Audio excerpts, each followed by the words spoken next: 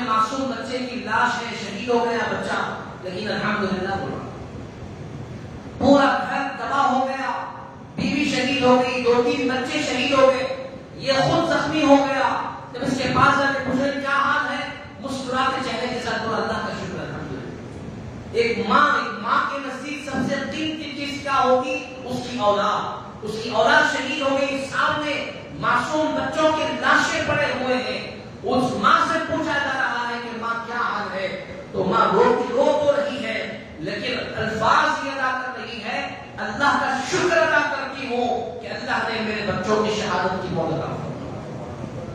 یہ مومن کا جذبہ ہوگا. ایمان والا یہی ہے کہ وہ کبھی خوف نہیں کھاتا، کبھی غمزدہ نہیں ہوتا، وہ پریشان نہیں ہوتا. جیسا کہ کمزور ایمان والوں کی نشانی ہے کہ چھوٹی چھوٹی چیزوں سے غمزدہ، تھوڑا سا نقصان ہو گیا پریشان، تھوڑا کچھ بھی ہو گیا ڈپریشن میں چلے جائے. دوران بس ایک صاحب جو بولے طبیعت خراب ہوئی، دواخانے میں لے گئے، ڈاکٹر مجھے کیا ہوا، 10 ڈبی سگریٹ پی لیے.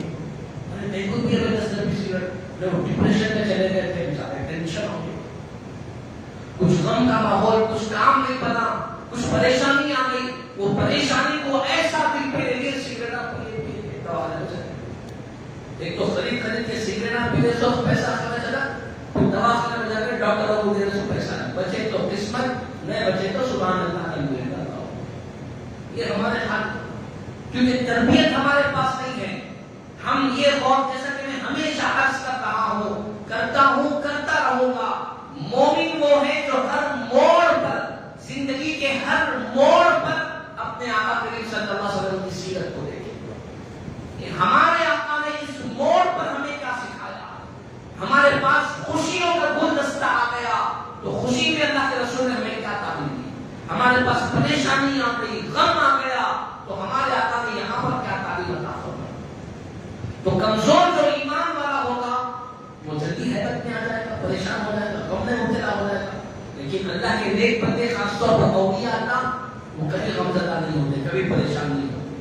بڑے سے بڑا نقصان بھی ہو گئے، اللہ کی مرضی، اللہ کا شکر الحمدللہ. بڑا سا بڑا حادثہ بھی ہو گیا، الحمدللہ، اللہ کا شکر، اللہ کی مرضی. یہ ایک ایمان والے کی نشانی. اللہ کے جو فیصلے ہیں ان فیصلوں پر راضی رہنا، ان فیصلوں کو قبول تو کرنا ہی ہے. جو ہونا ہے وہ تو ہو کر رہے گا. ایسا تو نہیں ہے کہ ہم زیادہ پریشان ہوئے تو پریشانی چلی جا رہی ہے، کیسا کام نہیں.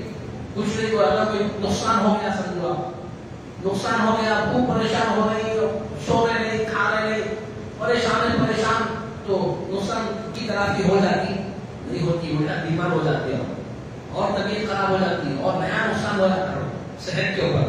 ماں کا تو نقصان ہوا ہی ہوا، صحت کا بھی نقصان ہو جاتا ہے. تو شریعت اس میں کیا کہتی ہے کہ صبر کرو، ان اللہ مع الصابرین.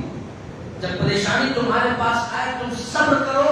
جب تم صبر کرو گے اللہ سبحانہ و تعالیٰ تمہارے ساتھ ہوگا. اللہ کی مدد تمہارے ساتھ ہوگی، اللہ کی رحمت تمہارے ساتھ ہوگی.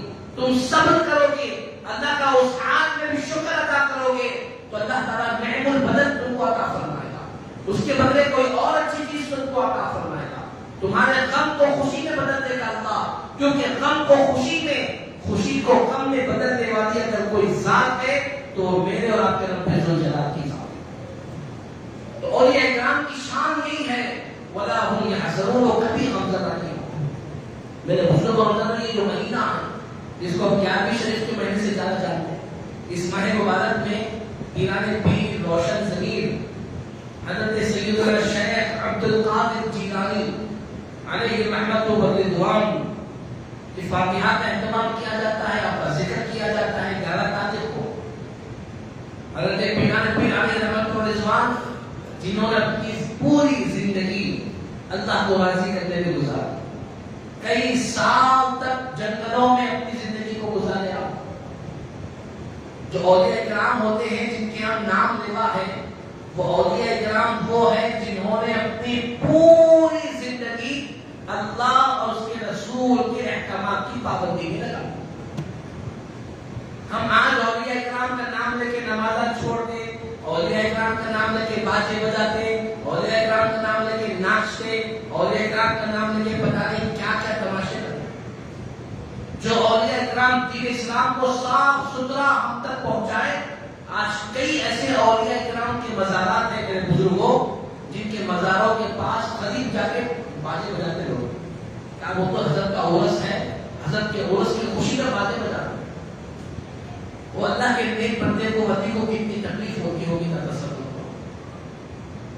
شیطان تو یہی چاہتا ہے نا کہ ہم اچھا کام بھی کریں طریقے سے کریں. شیطان کی تو چاہت یہی ہے. لیکن اللہ کے علماء کرام نے ہمیں بتایا کیونکہ علم جب تک باقی رہے گا ہدایت کے دروازے کھلے رہیں گے. جب علم اٹھا لیا جائے گا تو پھر ہدایت کے دروازے بند ہو جائیں گے. جب تک علماء موجود ہیں, اہل علم موجود ہیں, جب تک بتانے والے سکھانے والے لوگ موجود ہیں تو ہمارے لیے صحیح راستہ اختیار کرنے کا راستہ بھی موجود ہے. تو میرے بزرگوں نوجوانوں, اولیاء کرام کی زندگیاں, ان کے محبت سے نام لینے کا مقصد یہ ہے کہ ہماری زندگی میں بھی ان کی تعلیمات کا اثر آ جائے.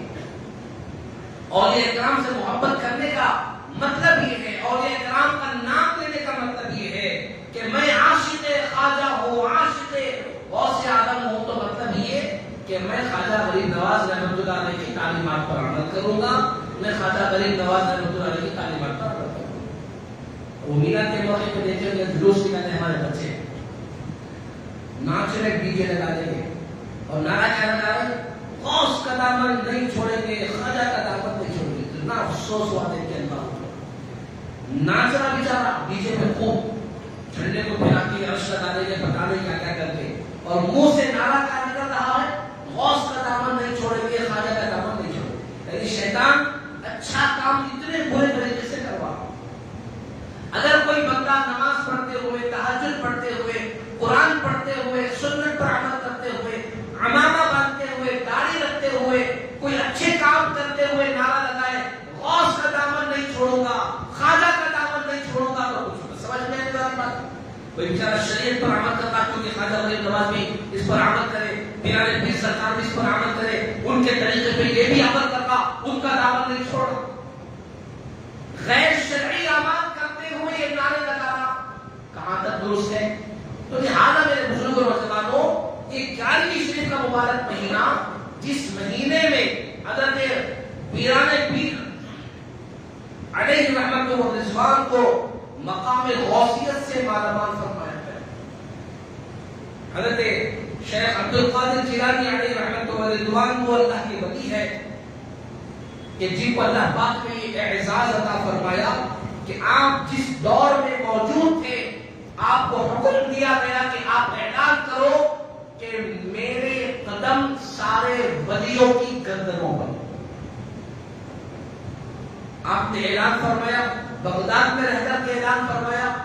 لیکن علماء کرام نے اپنی سیرت میں لکھا ہے کہ جب آپ نے یہ اعلان فرمایا کہ اللہ مجھ سے یہ کہنے کے لیے حکم دیتا ہے کہ میرے قدم سارے ولیوں کی گردنوں پر, تو پورے جہاں میں اس وقت کے جتنے اولیاء اللہ موجود تھے ان تمام تک وہ آواز پہنچی اور اس زمانے کے تمام اولیاء اللہ نے اپنی گردنوں کو جھکا دیا.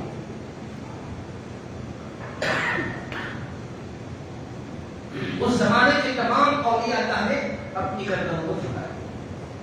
بلکہ یہ اعلان فرمایا کہ ہاں ہم قبول کرتے ہیں کہ ہماری گردن پر آپ کے قدم ہوا. اسی لیے کہا کہ واہ کیا مرتبہ ہے غوث ہے بالا تیرا, اونچے اونچوں کے سروں سے قدم ہے اعلیٰ تیرا. اللہ پاک نے آپ کو یہ مقام عطا فرمایا. کیوں؟ آپ نے مجاہدات کیے, اللہ نے آپ کو چنا. بلکہ آپ مادر ذات ولی تھے, پیدائش اللہ کے ولی, پیدا ہوتی روزوں کا اہتمام آپ نے فرمایا. یہ ایسی باتیں ہیں جو انسان کے سمجھ میں نہیں آتی اور دوسرا بس ہوتا. آج کے دور میں تو آسانی سے سمجھ میں آ سکتی نہیں. یہاں سے بیٹھے بیٹھے وہ دیکھ سکتے کیا, وہ کر سکتے کیا. یہ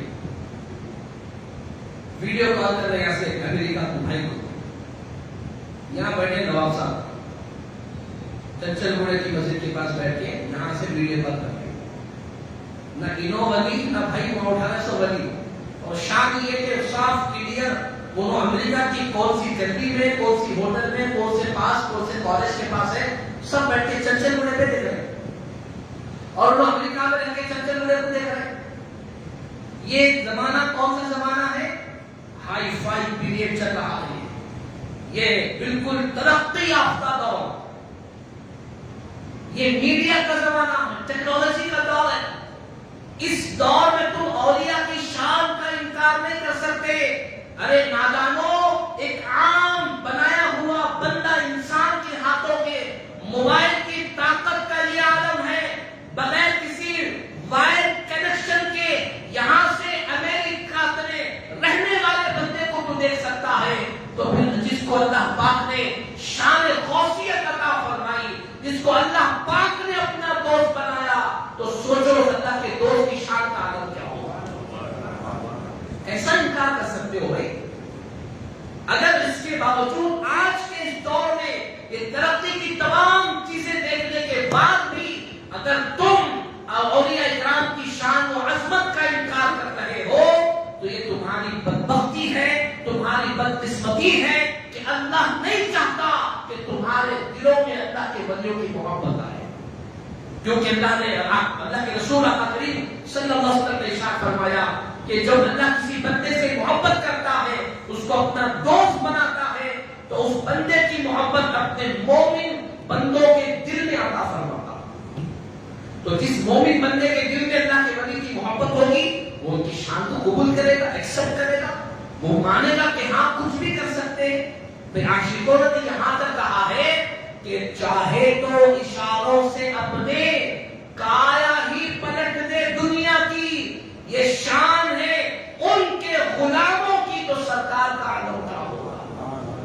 یہ حضور کے غلاموں کی شان ہے کہ اگر چاہے تو دنیا کی کایا پلٹ دے، جیسا کہ خواجہ خاجگان خواجہ معین الدین چشتی اسماعیلی رحمۃ اللہ علیہ نے چھوٹے سے کوزے میں پورے انا ساگر کو سما دیا، پورے سمندر کو انا ساگر ٹھاٹے مارتا ہوا، اتنا کوزا ہے، کوزا چھوٹا سا، اس کے اندر پورے انا ساگر کو سما دیا ہے۔ نہیں یہ شان، یہ اولیاء کرام کی شان ہوتی ہے، لہذا ان کے پاس جانا، ان سے عقیدت رکھنا، ان کا نام لینا، ان کے نام کو جپنا، ان کے وسیلے سے مانگنا، ان کا ذکر کرنا، یہ ہمارے لیے خیر و برکت کا باعث ہے۔ بھئی آپ اگر کسی بڑے شخص سے جس سے وہ محبت کرتا ہے، اس کا وسیلہ لے کر بڑے شخص کے پاس آپ جائیں، تو وہ آپ کو عزت دے گا، وہ آپ کو قریب بلائے گا، وہ آپ سے بات کرے گا، آپ کو وقت دے گا، کیونکہ آپ ریکمینڈ کر کے گئے ہو۔ بالکل اسی طرح جب کوئی اللہ کے ولی، حالانکہ اللہ ڈائریکٹ بھی سنتا، ایسا نہیں کہ اللہ ڈائریکٹ نہیں سنے گا، ایسا نہیں کہ اللہ سے ڈائریکٹ نہیں مانگا جا سکتا ہے، بالکل مانگا جا سکتا ہے، لیکن اللہ ہی نے قانون بنایا، یا ایھا الذین آمنوا اتقوا اللہ وابتغوا الیہ الوسیلہ، کہ اے ایمان والو اللہ کے لیے تم وسیلہ تلاش کرو۔ قرآن پاک کا حکم ہے بھائی۔ اب بعض لوگ ہوتے نہیں، یہ وسیلہ دیکھو بولے اللہ تعالیٰ، لیکن نماز کا وسیلہ، روزے کا وسیلہ، حج کا وسیلہ بولے، اللہ والوں کا وسیلہ نہیں بولے، نبی کا وسیلہ نہیں بولے، ایسی ٹرین کی پٹی پکڑ کے نکالے۔ ارے نادان، نماز کا وسیلہ تمہاری نماز قبول ہوئی ہوگی گارنٹی ہے؟ نہیں ہے۔ روزہ قبول ہوا تمہیں معلوم نہیں معلوم؟ حج کو جا کے آئے، حج قبول ہو گیا، گارنٹی ہے؟ نہیں گارنٹی ہے۔ جب تمہاری نماز کی گارنٹی نہیں تو اس کا وسیلہ تم کہاں سے دے سکتے؟ اس کا وسیلہ کیسے دیں گے آپ؟ تو یہ اولیاء اللہ جن کے ولی ہونے کی گارنٹی ہے، ان کی شان نظر آ رہی ہے، ان کی زندگیاں اللہ کو راضی کرنے میں گزر گئی اور اللہ ان کو شان عطا فرمائی، تو ایسے ولیوں کا، صالحین کا، اہل بیت کا، صحابہ کا اور آقا کریم صلی اللہ علیہ وسلم کا وسیلہ دیا جاتا، لینا بھی چاہیے میرے بزرگوں اور اندر۔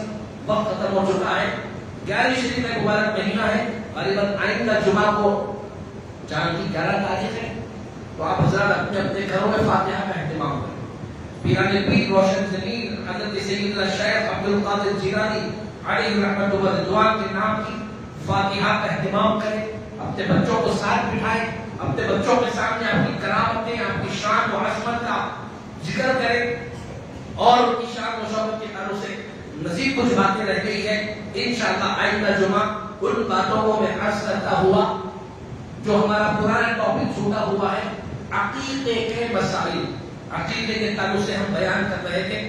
بیچ میں دوسرے موقع آنے کی وجہ سے وہ موضوع لینا ضروری تھا، جیسا آج کا موضوع بھی ضروری تھا.